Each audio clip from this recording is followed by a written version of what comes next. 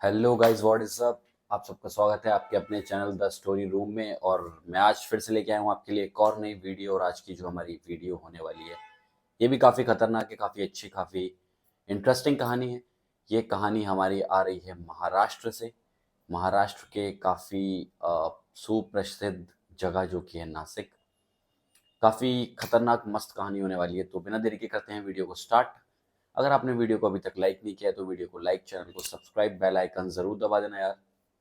और अपने भाई की इस वीडियो को ज़्यादा से ज़्यादा लोगों के साथ शेयर कर देना, ताकि ज़्यादा से ज़्यादा लोग इस कहानी को देख पाएँ। अगर आपके पास भी ऐसी कोई कहानी है तो आप भी अपनी कहानी मेरे साथ शेयर कर सकते हैं।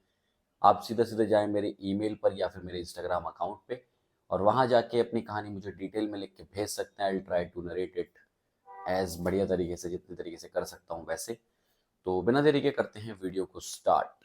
तो ये जो कहानी है ये रमेश नाम के एक इंसान के बारे में है, जो कि दिल्ली की एक सेल्स कंपनी में काम किया करता था। इसकी कंपनी का काम कुछ इस तरीके से था, जैसे कि इसका फील्ड वर्क था। इसे डिफरेंट डिफरेंट शहरों में, डिफरेंट डिफरेंट स्टेट्स में जाना पड़ता था अपने काम के सिलसिले में। तो ये अपनी नौकरी से बहुत ज़्यादा खुश था, क्योंकि इसे ट्रैवल करने का बहुत ज़्यादा शौक था, लाइक घूमने का। तो इस नौकरी में काम भी हो जाया करता था फील्ड वर्क के कारण, और साथ ही साथ अपना घूमना भी हो जाया करता था। तो काफ़ी अच्छी ज़िंदगी चल रही थी उसकी, सब कुछ बढ़िया था। ऐसे ही एक दिन उसके पास एक प्रोजेक्ट आता है कि उसको नासिक जाना होगा। उसके सीनियर ने उसे फ़ोन करके बताया। ये कहानी है 1995 की। तो उस टाइम पर लोगों के पास फ़ोन होना इतना मतलब ईज़ी गोइंग, इतनी सिंपल चीज़ नहीं थी। किसी-किसी के पास ही फ़ोन हुआ करता था, और ये जो फील्ड वर्क वाले लोग होते थे, इन्हें कंपनी फ़ोन प्रोवाइड किया करती थी। तो ऐसा ही एक फ़ोन रमेश को मिला हुआ था। उसी पे उसका सीनियर का फ़ोन आता है कि तुझे नासिक जाना होगा काम के सिलसिले में। तू अपना 1 दिन वहाँ रुकना, नेक्स्ट डे वापस आ जाना, और तुझे जैसे कुछ दिनों की छुट्टी चाहिए थी तो तुझे वो छुट्टी मिल जाएगी।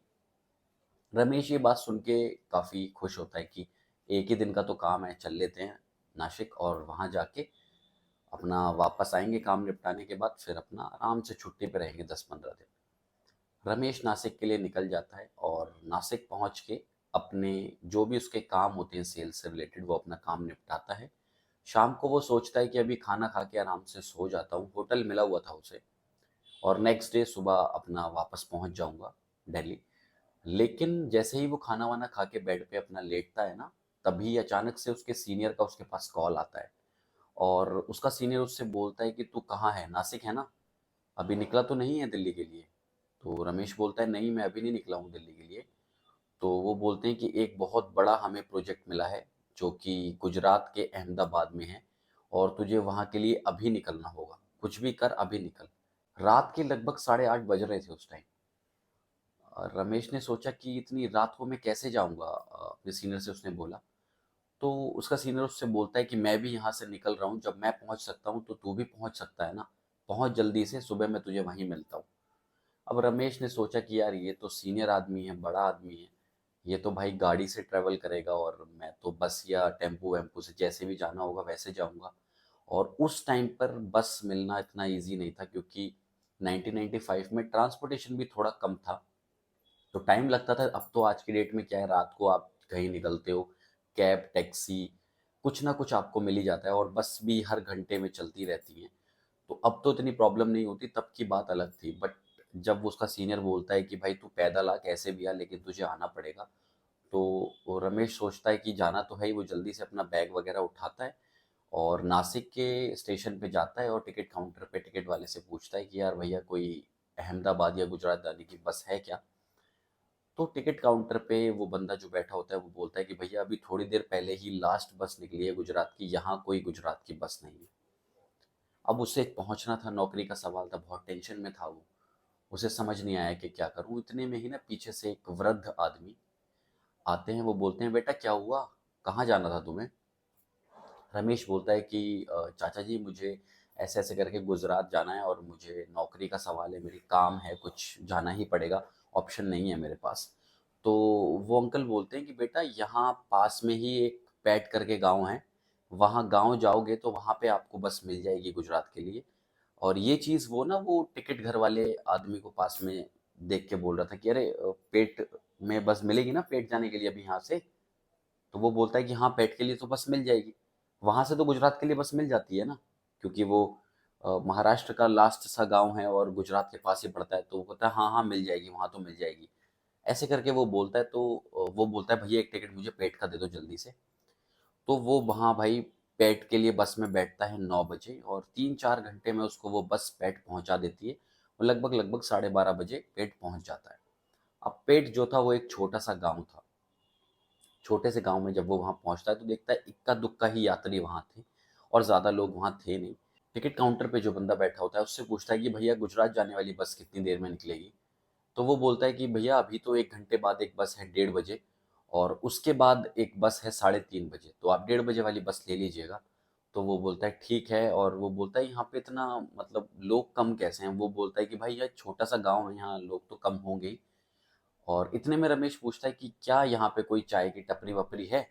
तो वो बोलते हैं हाँ, थोड़ा-सा आगे चले जाओ, वहाँ आपको चाय की टपरी मिल जाएगी। बहुत एटीट्यूड में बोला वो बंदा। रमेश बोलता है ठीक है। तो रमेश धीरे-धीरे करके आगे की तरफ बढ़ रहा होता है तो उसे एक ठेला मिलता है चाय का।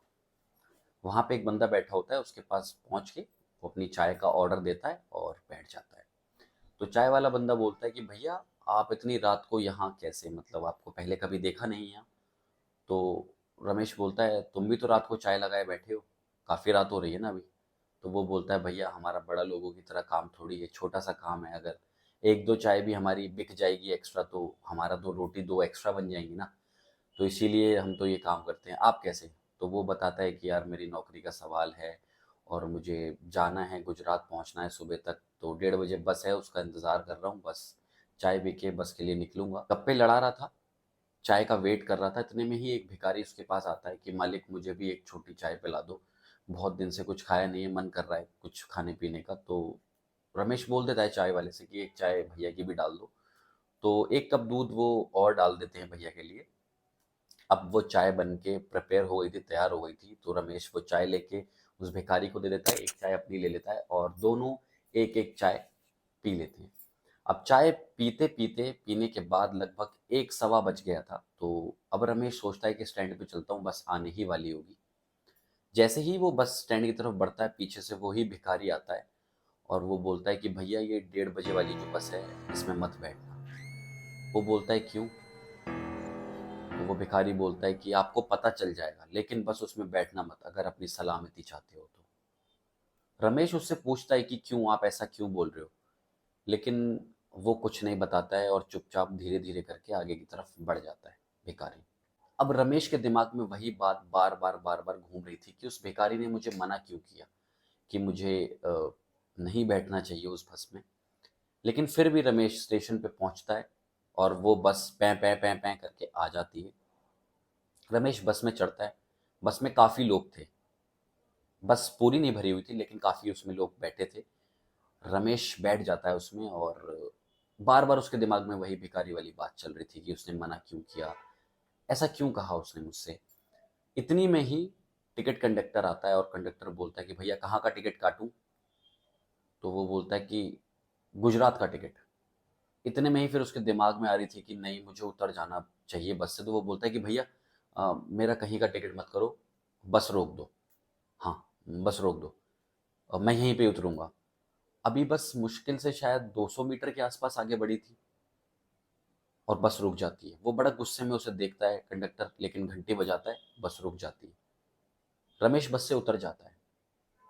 उतरने के बाद जैसे ही बस थोड़ा सा आगे बढ़ती है वो क्या देखता है, बस के साइड में ही वो भिखारी खड़ा हुआ था। वो भिखारी उसकी तरफ देख के बोलता है कि भैया आपने बिल्कुल सही किया कि आप बस से उतर गए। वो फिर से भिखारी से बोलता है मुझे नहीं पता, मेरे दिमाग में बार बार वही चल रहा था, मैं बस में बैठ भी गया था लेकिन पता नहीं मैं क्यों उतर गया। अब मुझे बताओ तो कि क्यों कहा आपने ऐसा? भिखारी फिर से बोलता है कि भैया आपको पता चल जाएगा कि मैंने क्यों ऐसा कहा। उसके बाद वो भिखारी धीरे धीरे आगे बढ़ने लगा। रमेश वही बातें सोच रहा था। रमेश की नजर भिखारी की तरफ पड़ी और भिखारी पे हल्की सी रोशनी भी पड़ी। तो रमेश क्या देखता है कि वो भिखारी जमीन पे पैर रख के नहीं चल रहा है, उसके पैर जमीन से इतना ऊपर थे और वो वैसे चल रहा है। तब तो थोड़ी हल्की लाइट थी लेकिन अचानक से थोड़ा सा जब रमेश और आगे बढ़ता है और उसके पास चला जाता है तो वो उसके पैरों को ध्यान से देखता है और वो क्लियरली देख पा रहा था कि उसके पैर हवा में चल रहे थे। भिखारी उसकी तरफ देख के बोलता है कि भैया क्या देख रहे हो, मेरे बारे में जो जानना चाहते हो वो नहीं जान पाओगे। लोग जानते जानते इस दुनिया से निकल गए मेरे बारे में। और भैया मेरे पीछे मत आओ, क्योंकि मेरे पीछे आओगे तो मेरी सच्चाई जान जाओगे। अगर मेरी सच्चाई जान जाओगे तो 5-7 दिन तक सो नहीं पाओगे। चले जाओ वापस बस अड्डे पे। इतना कह के वो भिखारी और आगे बढ़ गया। रमेश चुपचाप डरता डरता वापस बस अड्डे पे वापस आता है और उससे बोलता है, जो बस पे जानकारी वाला बंदा बैठा हुआ था उससे पूछता है कि 3:30 बजे वाली बस आएगी ना। तो वो बोलता है कि आप तो 1:30 बजे वाली बस से जाने वाले थे ना, आप गए क्यों नहीं उस बस से? कि नहीं बस मैं नहीं गया, मेरा मन नहीं था उससे जाने का, मैं लेट वाली से जाऊंगा। अरे भैया कैसे पागल आदमी हो, उससे जाते तो जल्दी चले जाते ना, अब 1.5 घंटा और आपको वेट करना पड़ेगा। वो कह रहा नहीं नहीं मैं उससे चले जाऊंगा, कोई दिक्कत नहीं है, मुझे कोई परेशानी नहीं है। फिर उसने पूछा रमेश ने, चाय की टपरी खुली होगी क्या? हाँ देख लो ना आगे जाके खुल रही होगी चाय की टपरी। वो फिर से टपरी वाले की तरफ जाता है और टपरी वाले से बोलता है कि एक चाय लगा दो। तो टपरी वाला भी पूछता है कि भैया आप गए नहीं 1:30 बजे वाली बस से, आप तो जाने वाले थे। बोलता है नहीं मेरा मन नहीं था, बस मुझे नहीं जाना था, आप चाय लगा दो। अच्छा भैया एक बात बताओ, ये जो भिखारी अभी आया था जिसने मुझसे चाय मांगी थी, चाय वाले से बोल रहा है वो, इसको आपने पहले कभी देखा है क्या यहाँ पे? तो वो चाय वाला बोलता है कि नहीं भैया मुझे तो 4-5 साल यहाँ पे हो गए हैं, लेकिन मैंने तो आज उसे अपनी ज़िंदगी में पहली बार ही देखा है यहाँ। वो बोलते हैं अच्छा ठीक है, बस वेट कर रहा हूँ मैं 3:30 बजे वाली बस आ जाए तो मैं उसी से चला जाऊँगा। सुबह जल्दी भी पहुँचना है, मुझे लग रहा है कि आज मेरा बॉस डांटेगा। चाय वाला बोलता है कि भैया परेशान मत हो, बस आ जाएगी आप चले जाना, लेकिन वो बस कभी कभी लेट हो जाती है, 4:15 भी बजा देती है वो बस आने में। और 4:15 अगर बजे तो 5 बजे तक मैं तो यहाँ ही हूँ, 5 बजे के बाद मेरा बेटा मिलेगा आपको यहाँ पे अगर आप रुकते हो तो। कह रहे नहीं नहीं मैं चला जाऊँगा, उस बस से ही चला जाऊँगा। थोड़ी देर में ही बस आ गई थी क्योंकि 3:30 हो चुके थे। और रमेश उस बस में बैठ के जाने लगता है और कंडक्टर उसके पास आता है और बोलता है कि भैया टिकट। तो वो बोलता है कि एक गुजरात का टिकट काट दो यार मेरा। टिकट कट गया। टिकट कटने के बाद रमेश बहुत थक चुका था, 3-3:30 बज गए थे यार, वो सोया नहीं था। तो उसने सोचा कि हल्की सी नींद ले लेता हूँ। अपना मस्त गाड़ी सही स्पीड में चल रही है, हल्के हल्के पुराने ज़माने के गाने चल रहे हैं, सब कुछ बढ़िया है और मस्त वो सो रहा होता है। चलते चलते अचानक से गाड़ी में ब्रेक लगते हैं। एकदम से रमेश हड़बड़ा के उठता है कि ब्रेक क्यों लगे गाड़ी के। सब लोग गाड़ी के बाहर झांक के देख रहे थे, रमेश ने भी अपनी खिड़की थोड़ी सी खोली और बाहर झांक के देखा तो क्या देखा उसने कि बाहर एक बस पलटी पड़ी है और जितने भी यात्री थे वो सारे मरे हुए बस के बाहर पड़े। और जब उसने ध्यान से देखा तो वो वही बस थी जो 1:30 बजे गई थी। तो रमेश सोचता है कि वो भिखारी शायद भिखारी नहीं था, वो शायद कोई भूत था और मैंने उसके ऊपर एहसान किया तो शायद उसने उसी का एक कर्जा उतारने के लिए मुझे शायद ये चीज़ बताई और मुझे बचा लिया। अगर मैं भी और लोगों की तरह उस बस में बैठा रहता, नहीं उतरता, तो शायद मैं भी आज मारा जाता। ये चीज़ सोच के रमेश भगवान का शुक्र अदा करता है और कहता है कि चलो अच्छा हुआ मैं बच गया।